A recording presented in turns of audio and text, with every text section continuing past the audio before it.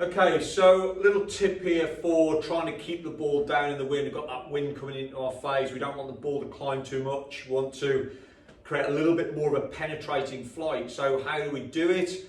I think the secrets here are not to swing too hard at the ball. Generally, the harder you swing the ball, backspin will be produced. If you produce more backspin, the ball's going to have more lift in it. So we want to try and take that backspin off the ball.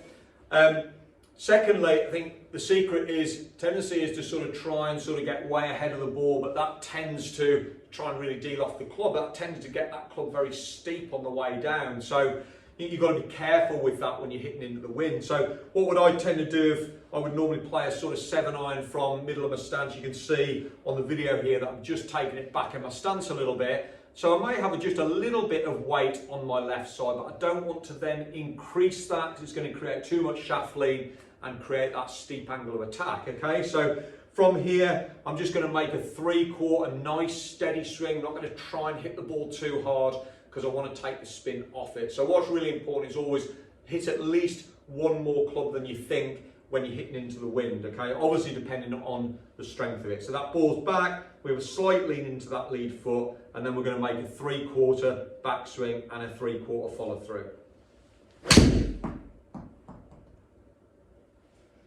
And that just creates a nice low ball flight. It's not climbing up into that wind, and it's just a great way to play them. So do some practice on that. Really good thing to practice as well if you're struggling with ball striking with that ball back, weight slightly forward, really get that feeling of compressing the ball. So give it a go and see how you get on.